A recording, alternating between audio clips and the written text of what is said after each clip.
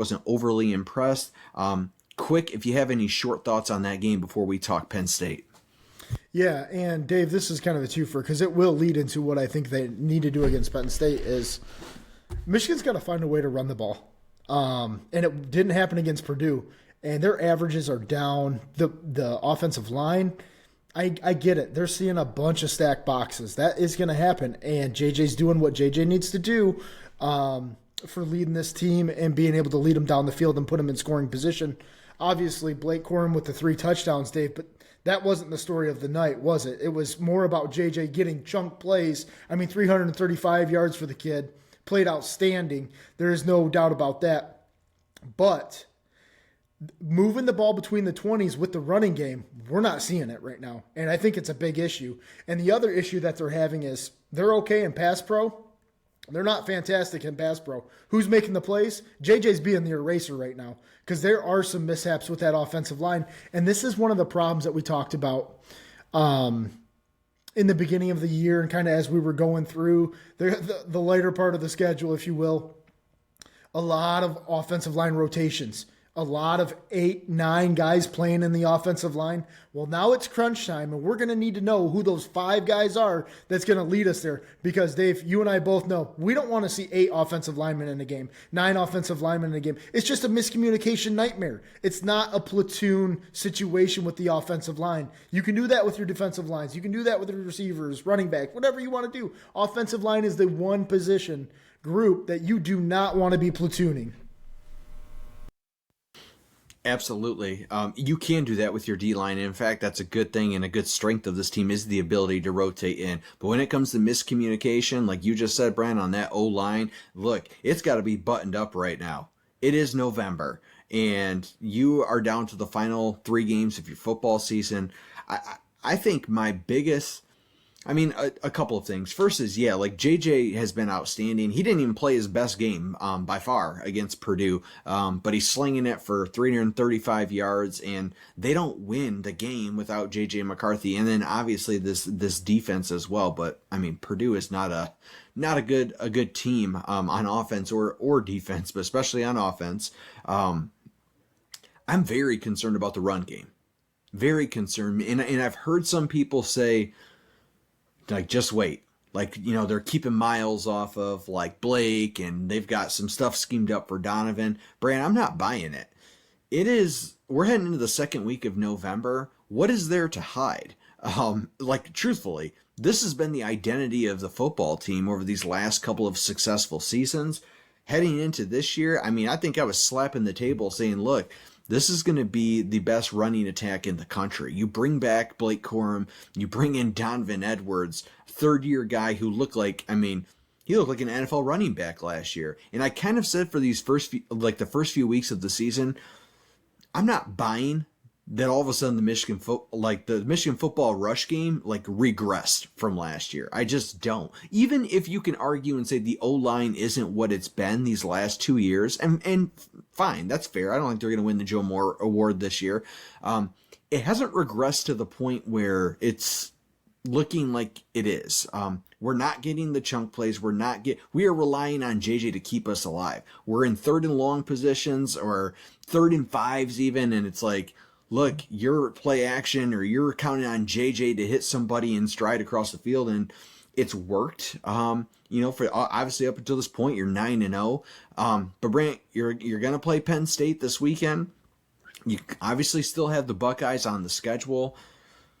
I don't know what to make of this run game. Do I think this Michigan football team, the way it's currently constructed and the way they're currently playing, are they good enough to win the Big Ten? And are they the best team in the Big Ten? I still emphatically say yes. And maybe I'll eat crow. We'll see. But truthfully, I think Michigan is the best team. I don't know where that run game is. And I guess we'll see. Who knows? We will see if something pops off with that, hopefully, here against Penn State. One guy that I was just super impressed with, Brian, I think we kind of talked at the beginning of the year, is who's going to step up in this wide receiver core? You knew you had Roman Wilson.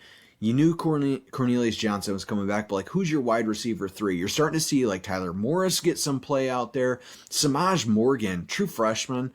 he's looking like he could be something special. Like they need some of these guys to kind of come out from the woodworks and show up this point of the year. And that had me kind of excited, like seeing Samaj Morgan make plays like that. Go ahead. Yeah, I mean, you talk about the third option in the receiver room, Dave. It's obviously Colston Love, and I know that's the tight end room, but you're talking about a guy that can kind of, like, you took the end around, right?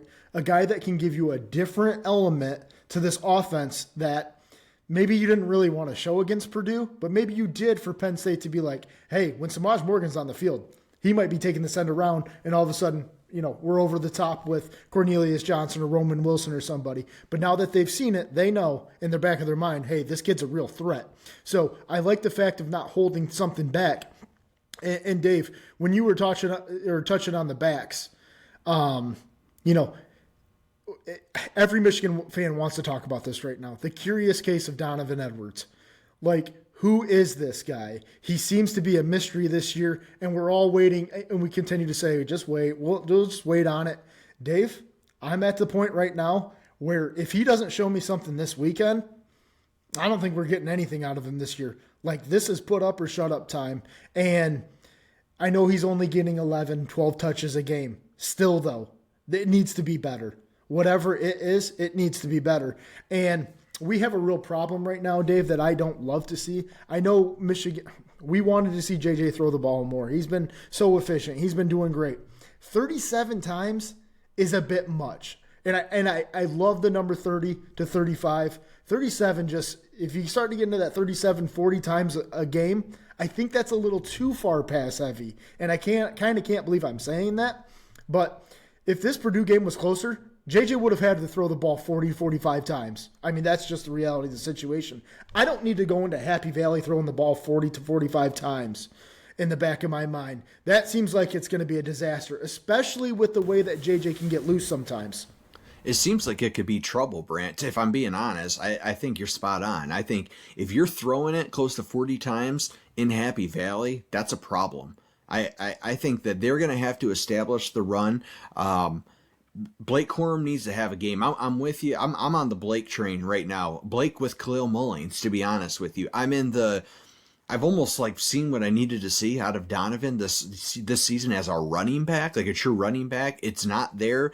And not only like is it the patience of hitting the holes and all of that, it's also just his ability to take contact. Like he's not fighting through contact. He's not, his first point of contact, it's like that's why he's getting a yard, 2 yards a carry at times, versus even like Blake, like same type of contact, but he's shifty enough to fight through it, gonna get you 5 yards on the same run. So I'm good on that at this point. Give me the Blake Corum, run it with him 20 plus times a game. Truthfully, at this point, I think Blake still has it in him. I think we're gonna find out if that extra gear is still there, pre-knee injury from last year, because Michigan's gonna need it if they're going to unlock the potential of what we think is a really special team to go and pursue a national championship. But look, Brant, the season starts this weekend. It really does. I know 9 games is a lot to say that, but we have been talking since the beginning of September or even in August and said, look, the season doesn't start until November against Penn State. Well, we're here. Penn State, they look beatable. They had a really good game against Maryland this past weekend, but they look beatable. But Brant, they're a 1-loss team. They've lost 1 game, lost to Ohio State. I guess your thoughts on what Michigan is getting themselves into against Penn State before we shift into the Lions here. Dave, I'm so glad you asked me this question. I didn't know you were going to ask me this question, but I think this goes back to a big question mark coming into the season. And since Michigan has flipped the script since 2020, what's been the main Achilles heel for this team and this culture? A killer instinct. Putting a team out of its misery it wants it as bad as you do, basically. And you look at the TCU game, didn't get it done. Georgia, 2021, didn't get it done. The only time I really can remember the knockout blow, Dave, is the Ohio State 2021 game. I mean, the Penn State game of 2021, they were already eliminated. You're talking about you didn't eliminate Ohio State in 22 in that game because they still made the college football playoff. Really, That's all it boils down to is, does this team and J.J. McCarthy and Jim Harbaugh have the killer instinct to go into Happy Valley and get the job done? And right now, Dave, we don't have that answer. Like, are you gonna be the team that turns it over 3 times and ends up losing late on a goofy field goal or something? Like, you know, and I know in the back of our minds that is a real possibility because we don't see the killer instinct from this team enough. Like, I watched Georgia this last weekend when they're playing Missouri. They're in a dogfight. But guess what shines through? That culture, that killer instinct. Like, nah, you're not going to get us, though. Like, in the end, we're going to pull away. And that's what the great teams do. And that's what Michigan really needs to find. They need to have the leaders step up in that locker room in the second half in Happy Valley and step on somebody's throat. Brant, last thing I will say we're going to find out about Michigan is, and I'm not scared of this Penn State offense, but we've never seen Michigan have to play from this particular Michigan team have to play from behind yet. And when you go to Happy Valley, Brant, there's a good chance that you get stopped on that first drive, take that first kickoff, stopped. Penn State gets the ball, big play, 7-0. 7-0, and Happy Valley is going insane, right? Like, they're everybody. They hate Michigan. Michigan #1 target right now. This is their biggest game of the season. How do they respond? How does JJ respond? Is he calm? Is he cool? Is he collected? Is he the leader that this team needs him to be? Blake Corum, Rod Moore, Mikey Sainristil. Like, these are the guys that need to command this team and get them to the next level. And we're going to find out whether that killer instinct is there. Brant, to your point, we are going to find out. And I almost, in a way, like, sure, would I love them to come out and just mollywop James Franklin and Penn State? Yes, I would. But there's another little piece in me that says, let me see them fight through a little bit of adversity this weekend. Just a little bit, just so I can see it before Ohio State. But yeah, man, we're about to find out what this Michigan team is made of.